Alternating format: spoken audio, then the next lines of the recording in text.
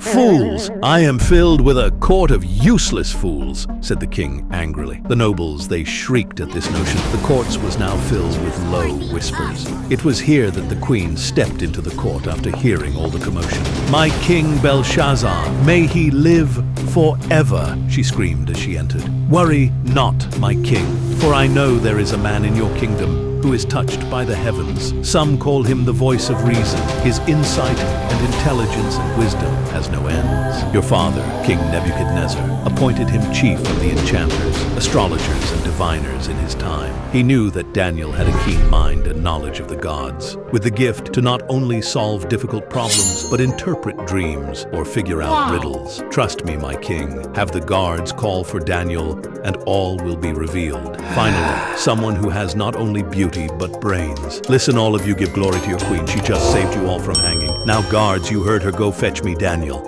"Your Majesty, you have called for me," said Daniel as he knelt down in front of the king. "Ah, it seems the most awaited guest has arrived. Are you Daniel, the one that served my father? He who is said to be touched by the spirit of the gods?" said the king as he inspects Daniel from head to toe. "I am but a servant of the one true God, your highness. Daniel, I heard you have good insight, intelligence that rivals all the wizards of the courts. I have come at an impasse where we can't decipher the writing on the wall. Should you accomplish what many others failed, a huge bounty awaits you. Now are you up for the challenge?"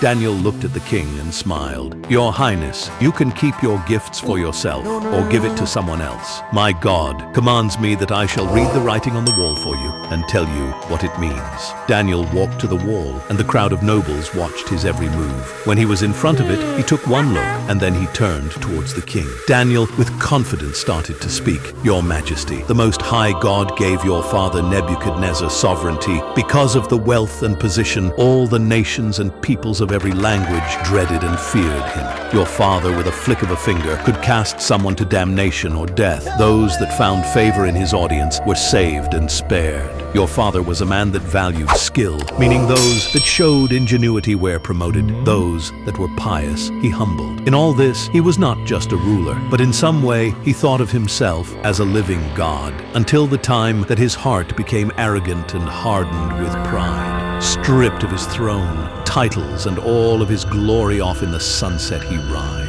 He was driven away from the people, and his mind was lost in confusions. He lived his later years in the wild with animals, donkeys, camels, in a state of hallucinations. That is when he found the high God and acknowledged his power. Saving grace, he knew now that it was the God who reigned over all the kingdoms on earth. Daniel paused and pointed at